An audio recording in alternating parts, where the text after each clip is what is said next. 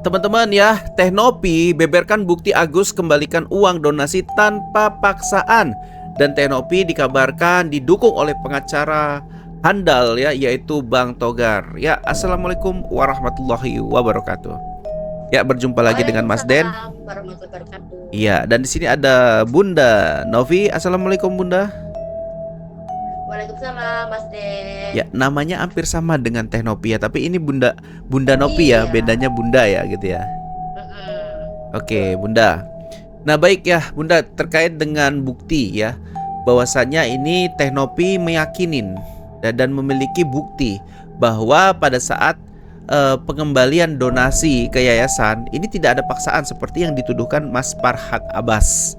Nah, ini gimana pandangan dua-duanya merasa benar dan dua-duanya merasa punya bukti gitu. Gimana Bunda menyikapinya? Ya kembali lagi kalau ada bukti-buktinya berarti nggak ada lawan, karena itu juga ada bukti. Masa iya bukti mau diingkari, ya kan? Ya. Kan dari awal juga berkali-kali harus digarisbawahi, harus diingat, harus dicatat. Dari awal kan Teknopi udah bilang itu haknya Bang Agus gitu loh, haknya Mas Agus. Dan Teknopi pun kan juga bilang bahwa nggak akan ngambil sepeser-peser pun uang. Peser-peser. Makanya kan rekeningnya kan nggak pakai rekening Teknopi, nggak pakai rekening yayasan kan, langsung ke rekeningnya Bang Agus kan sebenarnya. Nah, dari situ aja ketahuan kalau Teknopi itu nggak akan begini begitu begono, karena dari awal memang itu langsung ke rekeningnya Mas Agus. Dan Teknopi bilang itu kan haknya Mas Agus, sudah, bukannya mempersulit. Coba di sini kan yang dibahas adalah request atau permintaannya para donatur. Iya. Oke ya Bunda. Bunda, ini aku ada pandangan gini kan. Aku sih setuju kalau donasi itu ikhlas, sebetulnya ikhlas. Dan aku pernah mempertanyakan ini kepada Ustadz juga Bunda, terkait ketika kita menyumbang dan kita tahu nih orang yang kita sumbang adalah oknum anak-anak atau orang pengemis yang berpura-pura sebagai pengemis Bunda. Dan padahal dia bisa jadi lebih kaya daripada kita, dan bisa jadi pula uangnya di entah kemanain. Jadi itu kan ada keraguan dalam hati kita. Apa yang dijawab Ustadz? Ia menjawab gini Bunda, kita ketika donasi kita ikhlas, kita ridho kepada Allah. Terserah uang yang diterima sama orang yang menerima sumbangan itu mau diapa-apakan, itu masalah dia dengan Tuhan. Kita tidak ada lagi urusannya.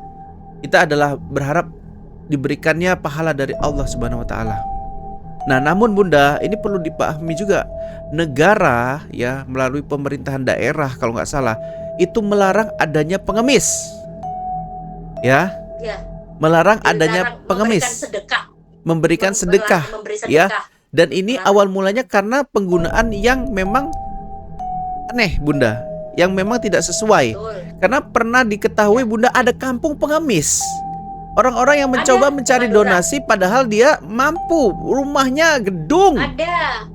Anaknya dokter lagi. Anaknya dokter. Rumahnya megah. Itu ada di Jawa Timur. Ada kampung khusus. Ya, makanya khusus kampung pengemis ada. Iya, makanya disinilah jadi dasar pemerintah untuk menghapuskan, untuk melarang pengemis, terutama di ibu kota mungkin ya Bunda ya.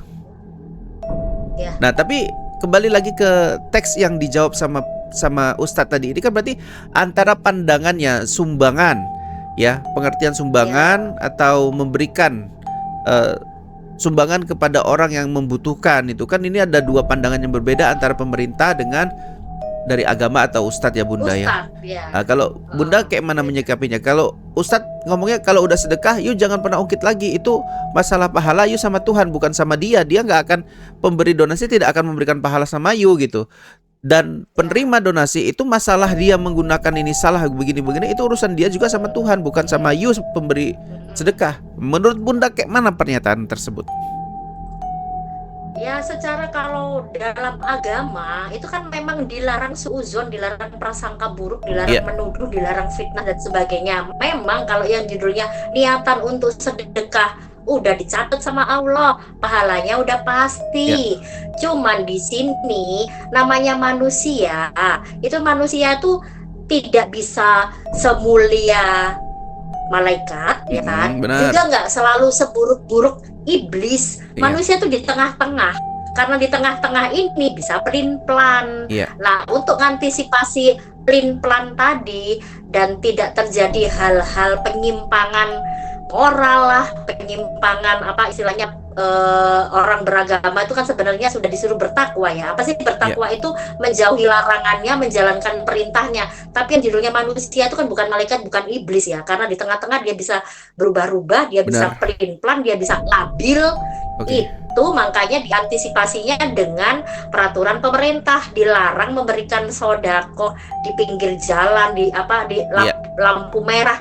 Itu udah banyak kecelakaan gara-gara itu, Iya, gitu loh benar ya sekali, kan. Bunda. Orang lempar-lempar duit, kemudian anak kecil lari-lari mengambilnya, Iya. risiko. Karena itu saya lihat dengan mata kepala sendiri tuh, ketika anak-anak kecil berkerumun di lampu merah, ada orang lempar duit lari-larian, yang Oke. ada kecelakaan. Nah itu ya Oke, nggak Bunda. ada yang salah, Oke. pemerintah juga benar, ustadz pun juga nggak salah kan gitu. Oke, Bunda, ini dari netizen juga ya terkait dengan donasi Mas Agus ya. Andai dari awal keluarga itu jujur dan transparansi ya, nggak mungkin kasus ini jadi rumit. Keserakahan membuat susah jalan hidupnya Mas Agus dan keluarga. Bener nggak ini pernyataan ini? Ini dari Indrawati ya, 2626. Pernyataan ini bener nggak? Kita pun jadi gini loh, Karena kita pun tuh sebenarnya kita pun tuh jangan jadi kayak manusia panitia surga gitu loh. Kita tuh sebenarnya kadang nggak tahu loh, istilahnya orang itu sedih itu karena kena azab, apakah orang itu sedih lagi diuji sama Allah, apakah orang sedih itu karena kelakuan dia sendiri. Yang tahu itu kan hanya Allah. Kita jangan mendefinisikan seolah-olah itu kita yang paling tahu, kita ini panitia surga, kita ini yang paling mulia, karena nggak ada manusia yang sempurna gitu loh. Kita sebenarnya nggak bisa tahu itukah azab, apakah itu hukuman, apakah itu karena kelakuannya dia sendiri, ya kutukan, kita nggak pernah tahu. Jadi jangan gampang-gampang bilang, wah itu gara-gara kelakuannya sendiri, oh itu kena azabnya Allah, wah itu kualat, itu kutukan. Nggak tahu, kita hanya Allah yang tahu, itu aja. Ya, tapi ya, kita awal mula kejadian ini, Bunda, seperti yang dikatakan Mbak Indra adalah berawal dari tidak transparansinya ya, keluarga atau pihak Agus kepada Teknopi sebagai pemilik yayasan yang membuat ya donasi ini. Itu ya kan, Bunda, awal mulanya. Karena memang tadi memang yang harus dibikin dari mulai sekarang ini semua yayasan deh ya, kayaknya janganlah memberikan sumbangan berupa uang tunai, tapi terpantau, harus dijelaskan dari awal. Jadi begitu orang terima donasi itu kayak tanda tangan kesepakatan gitu loh. Ada kesepakatan diberikan donasi ini buat pengobatan, buat ada hitam di atas terapi, putih ya, Bunda. buat lab ya. Jadi semuanya tercatat serinci-rincinya. Ada hitam di atas tidak putih diberikan. Tidak ada diberikan berupa uang, tidak ada berupa uang. Gini, Bunda, ya, berupa fasilitas dan pengobatan. Hitam di atas putih itu ada, kemudian saksi juga ada.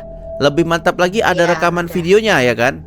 Kadang orang gini, Bunda ya, mohon maaf Bunda, kalau misalkan orang ini di Indonesia kebanyakan, apalagi yang ya saya nggak nyebutin yang di mana, pokoknya ya untuk menjaga saja, rekamlah suara, Bunda, rekam suara. Kadang kalau merekam video kan kadang memorinya besar ya, rekamlah suara. Betul. Walaupun dia kecil memorinya karena suara saja yang direkam, tapi bukti yang di dalam ya, menghindarkan kita dari fitnah. Meskipun mungkin direkam itu adalah melanggar privasi, tapi lebih menyakitkan mana, melanggar privasi atau disakitin hati kemudian kita ngomong A dirubah dari dia jadi B gitu. Jadi fitnah kan? Pakai cara lama seperti wartawan zaman dulu yang pakai perekam khusus, ada kasetnya. Ada kasetnya. Saya jadi ingat nih. Kalau sekarang memori, Bunda, memori. Kuliah, saya begitu.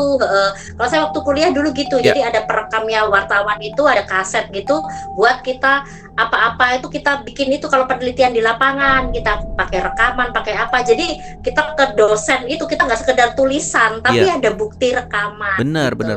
Harus ada Bunda, begitu. ini dari Dan itu yayasan. Bunda, ini yayasan dari itu, dari Mas Andi ini mengatakan gini. Buta Iya. mata karena air keras, buta hati karena uang donasi. Itu kata netizen ini, Hmm. ya. Ya, masya Allah. Har Ya, astagfirullah ya, janganlah, jangan. Jadi maksudnya tuh kalau sekarang ini harus disiapkan yang namanya yayasan tuh harus sudah mm-mm, didampingi, dia punya pengacara, dia juga punya notaris gitu loh. Notaris tuh gunanya apa sih? Untuk bikin kertas-kertas agreement tadi loh. Jadi kalau disaksikan notaris apa itu kan resmi gitu loh, mm-mm. bukan kertas yang kadang-kadang ini orang-orang suka salah gunain sih ya, surat bermaterai gitu tuh. Orang-orang kadang nggak takut loh, surat Ya, bermaterai itu orang-orang nggak takut, padahal jelas-jelas kalau surat bermaterai itu adalah di apa istilahnya ada hukumnya gitu. Makanya lebih ya, baik yayasan tuh ada notarisnya, juga ada pengacaranya untuk iya. Mm. antisipasi-antisipasi yang Iya iya, seperti ini. Bunda. Orang tuh kadang memang nggak takut sama dosa, nggak takut sama azab Allah. Tapi Ya, begitu nggak dihadapkan dengan sama-sama hukuman materai. penjara, ya, Ya. ibaratnya anak yang sering keluar malam, ya, obat-obatan terlarang, Mm-mm. mereka juga takut Ya, gitu ketika dihadapkan dengan pasti. ancaman jeruji besi penjara gitu ya, Bunda. Oh iya, karena itu tebusannya bisa 100 juta ke atas, uang siapa buat nebus gitu. Iya. Masalahnya penjara itu biayanya lebih tinggi daripada masuk pesantren atau masuk kos-kosan. Makanya Mm-mm. orang tua yang pernah mengalami anaknya masuk penjara Ya, selalu kasih nasihat, kalian jaga anak ya, mahal loh biaya di penjara daripada kalian membiayai anak ngekos atau asrama atau iya. di pesantren. Oh, Karena di penjara tuh ya. udah mental anaknya rusak, keluar uangnya banyak, orang tuanya juga ikut malu kan gitu. Usahakan jangan berurusan sama polisi deh ya, Iya karena benar. udah berurusan bukti saksi. Alah, sudahlah, Ruwet ya, Bunda, ruwet. ribet gitu. Ribet, hindari berurusan dengan polisi gitu. Kalau Oke, ada apa-apa udah ditanggulangi gimana caranya, nggak masuk ke ranah hukum, benar. capek-capek gitu, bikin Ya, capek gitu. Heeh. Bunda, ini agak ngantuk saya. Jadi gini, Bunda ya. Mm-mm. 2 atau 3 hari belakangan ya Tenopi itu selalu apa ya, seperti diserang sih, sebetulnya sih enggak ya, sama pengacara-pengacara terkenal ya, Bunda. Kalau kita lihat sini Ya. ada Farhad Abbas, ada Bang Hotman, mungkin Bang Hotman secara speak up kemarin dia mengatakan secara general ya, secara umum terkait dengan donasi yang Masih di diterima Mas Agus permukaan. gitu. Masih di Ya, permukaan, dia kan belum dilihat mengatakan mendalam. secara hukum donasi yang diberikan ke Agus itu adalah mutlak uang Agus ya, dan tidak bisa diperkarakan secara hukum ya, karena itu memang udah donasi Agus ya. Nah, sebetulnya dari itu udah kita bisa garis bawahi ya, berarti secara tidak langsung Bang Hotman meminta agar Nopi memberikan donasinya itu sesegera mungkin ke Mas Agus ya. Sebetulnya ini mungkin bukan membela, tetapi ini kalau dari pandangan hukum. Dan ini juga ditanggapi oleh Bang Togar, Bunda, yang katanya Bang Togar siap mendukung dan membela sosok Teh Novi gitu ya. Tapi tadi saya sempat membaca sedikit, Bunda, terkait dengan donasi ya yang yang diadakan oleh Yayasan Teh Nopi. Andai kata dari awal ini uang masuknya ke yayasan, ini masalahnya juga Ya. nggak se-complicated ini, serumit ini yang Bunda katakan ya.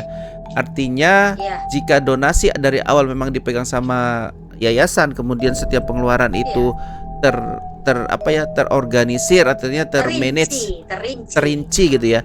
Mungkin permasalahan nggak seperti ini, dan Mas Agus juga nggak jadi seperti ini depresinya ya, Bunda, karena memikirin Iya. uang yang sudah, Depresi. kalau misalkan numpuk, Bunda, 1,M di meja itu banyak ya, Bunda ya, apalagi uang 50 ribuan penuh ya, Bunda ya.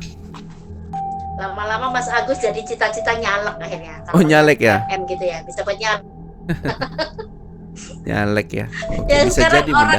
orang kan iya berpikirnya kan begitu, lihat uang M nyalek, padahal ya banyak kan nyalek tuh buang duit gitu loh, buang duit nggak segampang itu juga Iya, nyalek gitu. bener, Bunda. Banyak yang gila, banyak yang sakit, banyak, banyak Bunda. yang meninggal. Orang dia ibaratnya Ya, nyaleknya habis minjem duitnya aset. ibaratnya. Iya, itu Oke. habis aset atau jadi, makanya tuh uang itu sebenarnya adalah rezeki kita punya hati dan pikiran yang bersih.